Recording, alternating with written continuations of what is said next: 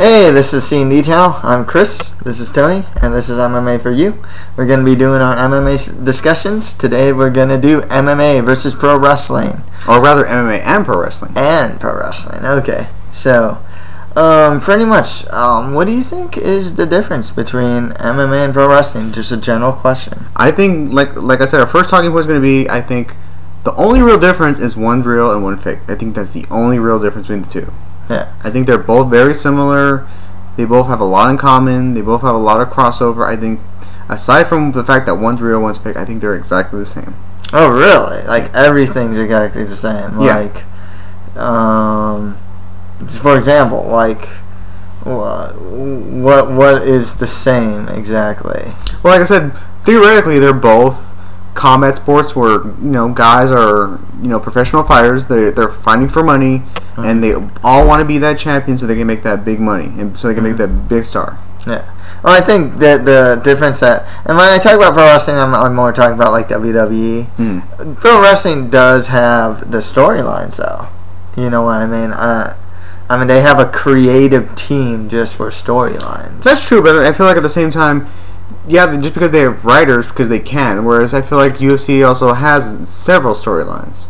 Yeah. I just think right off the bat is the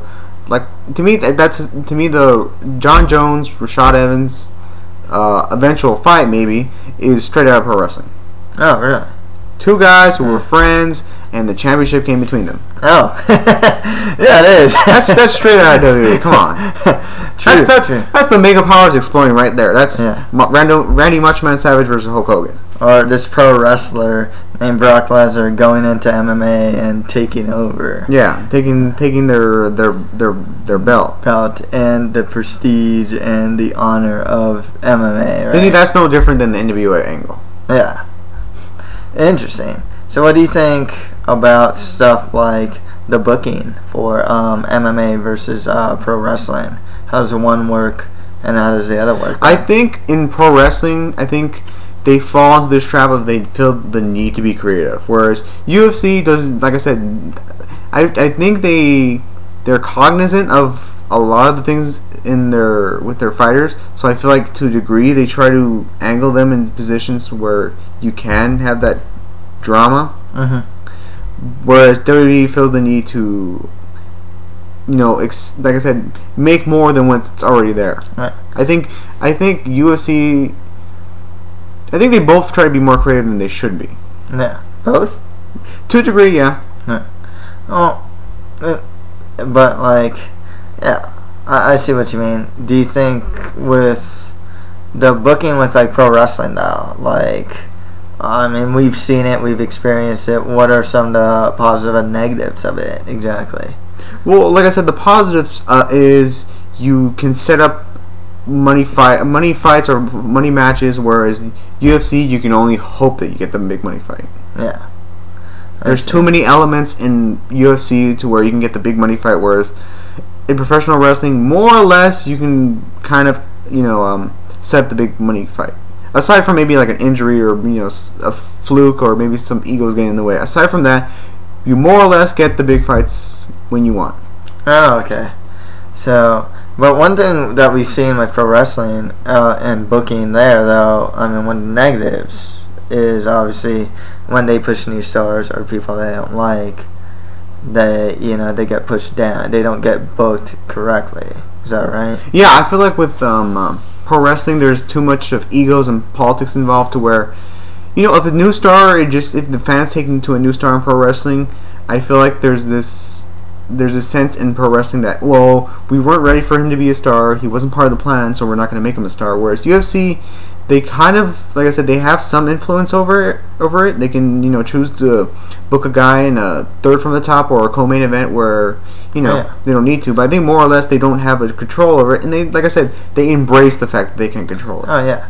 Exactly. I mean, like, yeah, the UFC actually does try and control booking in a way to make stars. John Jones, if you look at his career trajectory, I mean, he's booked perfectly. I mean, he was put in fights where he's favored to win but could lose, and he kept going up the ladder. but it was still very selective in a way. You know what I mean? Like I said, they weren't baby feeding him. Maybe people are very critical in the sense that boxing is. I think people are overcritical of boxing because they spoon feed these guys, whereas cans. Whereas in, like I said, UFC, they'll like I said, if they see a guy has potential, they'll maybe give him easier fights. But like I said, this is the UFC. This is the best fighters on the earth. Yeah. Even an easy fight is still a very challenging fight. Oh yeah, of course. There are no cans in the UFC. Yeah, exactly. One thing he actually brought up that I found really interesting was politics. Yeah. And why don't you explain some politics in pro wrestling that really hurt the business? Because you don't really see this too much in the UFC or in MMA. Yeah, like I said earlier with pro wrestling, if you're getting popular with the fans and the company didn't really have plans for you, they'll set you up to fail. Whereas in UFC, they don't have that. Yeah. If you start to get popular, they'll just run with you. Yeah, exactly. They'll run with you, or they'll. I mean, the only real example of politics that we can really think of in UFC, and it's like you gotta see from UFC point of view. It's like from a business point of view, they're doing it. Whereas in WWE, they're doing it for personal reasons. Like a perfect example would be John Fitch. Yeah. Like I said, they're keeping John Fitch down because he has boring fights. Yeah. Not because of some personal reasons, because GSP is threatened by John Fitch because maybe he could beat him. He's not. He's beating him easily. Yeah, exactly. Yeah, with pro wrestling, I mean, it's just one of those things where the cool thing with pro that's different from pro wrestling and combat sports in general is like you're not gonna see Chuck Liddell on the top all the time. Yeah. I mean, they're not gonna keep using him in main events. And have we've seen them in a couple, but the fact of the matter is, in pro wrestling you'll see a guy like a Triple H or someone else who just stays on top for years. He just stays on top for years and doesn't go down. And they outstay their welcome and start to hurt business. Yeah, exactly. Like you hardly see Triple H lose clean to a new guy. If he does lose, it's a fluke. There's a run-in. I mean, there's something. I feel like we're beating up on pro wrestling a little too much. Let's go on the advantages of maybe what a pro wrestling can do, as opposed to where UFC can do. So, the obvious advantage between that people can learn, and Chael Sonnen has learned from pro wrestling, and more importantly, Roddy Piper, is heels and faces, and embracing the heel dynamic or the face dynamic. Yeah, I feel like especially in UFC, there's too much of a. Everyone wants to be liked. Everyone wants to be a fan favorite. I feel like I think UFC needs to make more of an attempt to have guys, want to be that bad guy that people don't like. Well, but because it's real though, people just have to do that amongst themselves. You can't force a guy that isn't a heel to be a heel. Do you see what I mean? I guess, but to a degree, I think, to a degree, I think their personalities lend themselves to be bad guys. But I think some people are cognizant of it and run with it. Whereas, like I said, I don't think Tito considers himself a bad guy, but he knows the fans don't like him, so he just runs with it. Yeah. I just feel like, but it lends itself to his personality too. Yeah, but I feel like there's guys in the UFC that maybe aren't the most liked, and I feel like they could help their career if they played up more. Oh yeah, I mean, they make a considerable more effort to be disliked. Yeah, like it's funny what John Fitch he talked about. I read an interview where he's like ripping on like Nick Diaz. He's just saying Nick Diaz is spoon-fed people in Strikeforce. Anyone with good wrestling will be able to beat this guy, and if he can't defend takedowns, and that sucks for him. Whatever. It is what it is. I mean, when I read that, I was like, "Where was this John Fitch?" Yeah, I know. You know what I mean? Like, it's there. And like I said, I've heard interviews. Like I said, I've heard an interview with Gray Maynard's where, it's like this is more of a UFC's fault than Gray Maynard's fault. It's like he's a really charismatic guy, and I feel like they're really dropping the ball on him. It's like one of my favorite taglines was, "It's like, yeah," he's making fun of the guy's radio show and how it's boring. It's like, yeah. My boring fights equal championship fights. Your boring show equals bottom of the barrel podcasts on the internet. That's pretty funny. Yeah, man. But here's the thing, though. Has he... Because I've seen him in countdown shows, though, and he just hasn't shown that. Is that the UFC's fault? I think it's the UFC's fault because I get the feeling they favor Gray so much that they realize he's probably going to be the face of the lightweight division. So I don't think they want him to be that kind of, jock, swearing, putting down fans, putting down, radio hosts. But I remember watching the countdown shows of them. I mean, he just came off like his voice is really dull. Maybe he's just camera shy or something. I don't know what it is, but he didn't show that type of charisma or that capability for that charisma in those countdown shows. Yeah, like I said, aside from maybe a Lesnar, there hasn't been that Stone Cold character where that says "F you to the fans" and "F you to everybody," and I'm just going to be whoever I want to be. Yeah, I just feel like. I guess, but like I said, Sonnen also has his fault. I think Sonnen's thing is he gets a lot of people over to his side because everything he says, even though it's pretty funny, it's BS and it's funny. There's an element of truth of it. Yeah. Well, there are some heels that are generally stuck as heels. Michael Bisping. Yeah. I don't even know if that guy wanted to be a heel. He just, his personality just lends itself that way. Yeah, and I just feel like there's people like Rashad Evans who's disliked. Yeah. But I feel like he doesn't play it up enough. I think he's missing it. I think he misses out and he leaves a lot of money on the table, but not just going full bore with it. Just saying, you know what, your fans don't like me, so might as well just give them a reason not to like me. Yeah, I guess, but then, where does the point where it becomes too hokey then? Do you know what I mean? Because like I said, it's not too hokey. We see the Nick Diaz's of the world. We see the Josh Koscheck's of the world. Yeah. We see the Chael Sonnens of the world. They're really over the top, but they're not hokey. I don't think you'd say anybody in the UFC is really hokey. Yeah. But with the thing with Rashad, I was just reading an interview with him, and I was like, man, this guy's cocky as hell, man. Yeah. And it's like, I don't really know if you really need I don't know how you can play it up more without sounding hokey. Do you see what I mean? Well, like I said, you have Chael Sonnen. It's like he's over the top, and he's, like I said, over the top, so it's like it doesn't come off as hokey.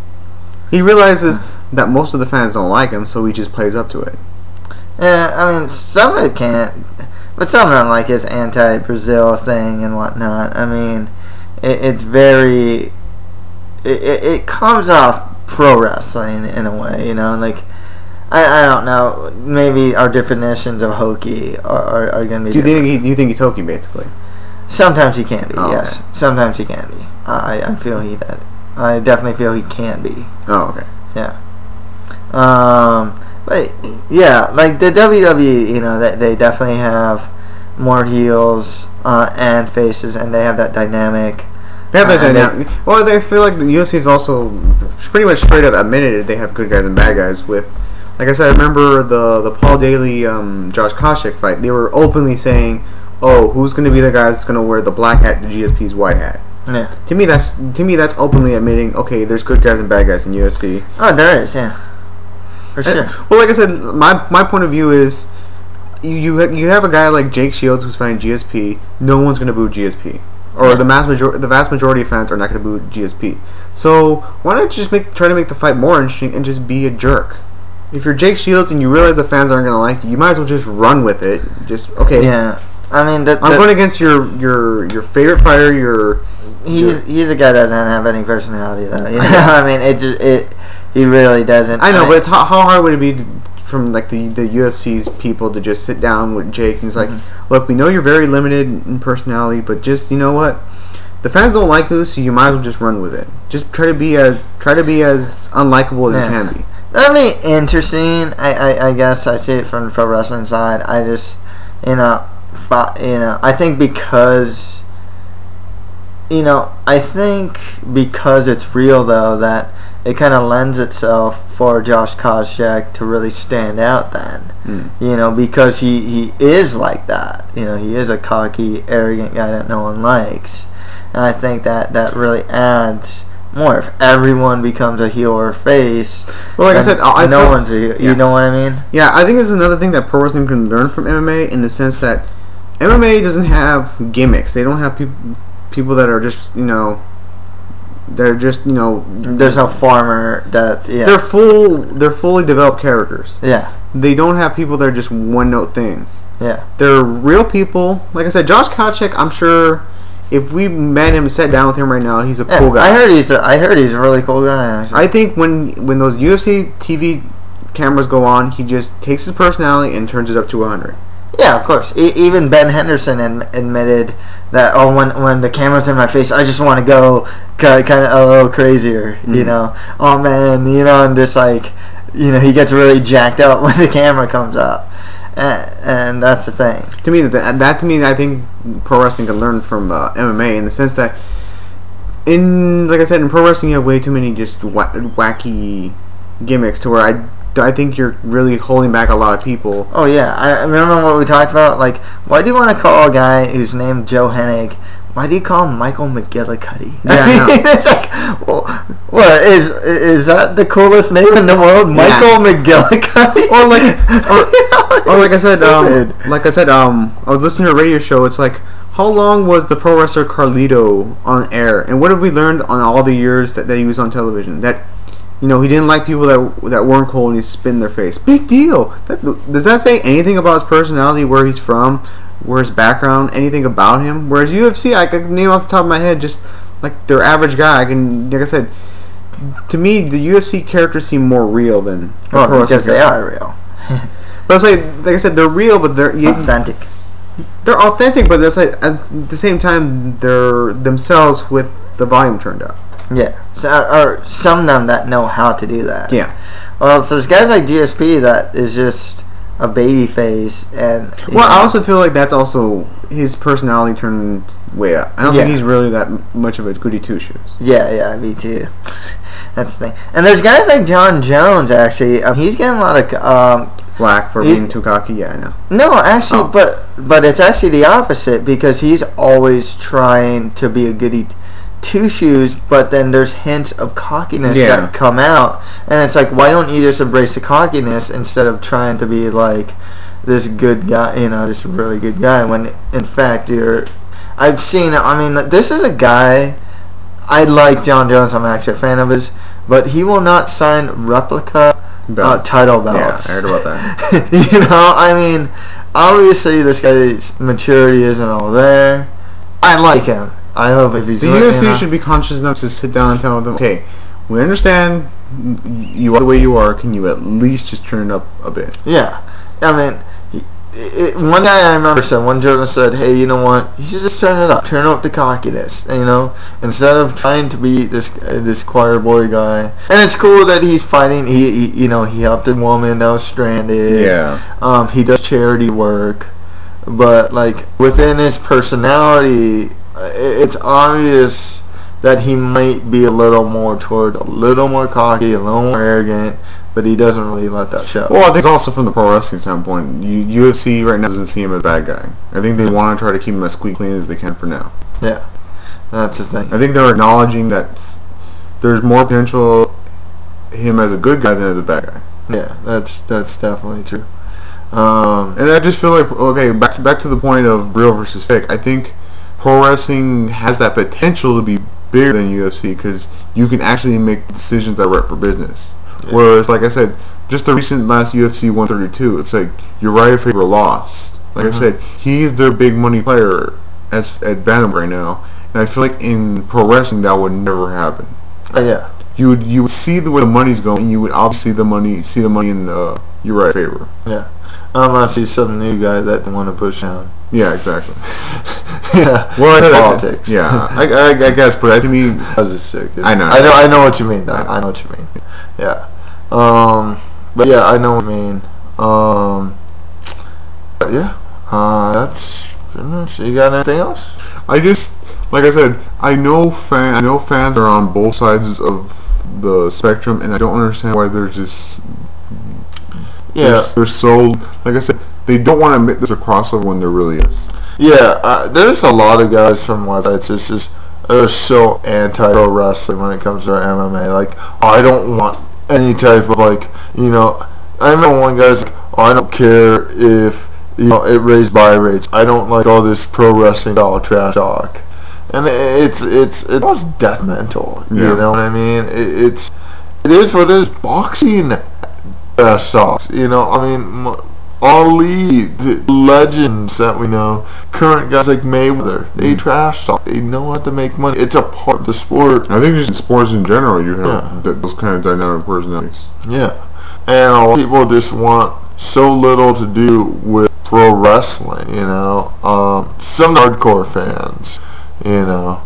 I think that's detrimental to the MMA, actually. Yeah, I think I've heard as far as pro wrestling fans about MMA is just sometimes it's not always the most exciting. Sometimes you really bad, boring main events. Yeah, while laying pretty, not wall stall fights. Whereas, you know, you have pro wrestling matches because, you know, just maybe the guys aren't keen or maybe they're just, you know, not good workers. Whereas in MMA, you'll see a guy who's just trying to win. Yeah. Not necessarily putting on on shots. Yeah. Yeah, I hear you, man. Yeah, the fans, you know, you tend to see more pro wrestling fans go into MMA, but you really don't see vice versa. Yeah. You know what I mean? That's the thing. Which goes to show, and MMA, you know, we were talking about, it's on the rise, plateau, and pro wrestling is definitely decline. Yeah. Well, like I said, there's a bit of a crossover because I think a lot of these MMA fighters have a big career in pro wrestling. Yeah. So, yeah, definitely. I just heard, I mean, just the other day, I heard an interview with King Mo saying how he had an OVW development deal, which is, like I said, their feeder league to the WWE. Like, he was off contract, but he chose to go to May because, you know, he's young now, and, you know, he wants to spend his best years in MMA, but, you know, like I said, there's not a long future in it. So eventually, he's going to go into pro wrestling. Just like we've also seen, you know, interviews with Roy Nelson and other MMA. So eventually, you know, they want to go to pro wrestling. Yeah. Interesting. Mm-hmm. And cool. Well, do you have anything else? Or? No, that's it. Okay. That's it for this discussion about MMA and pro wrestling. This is MMA.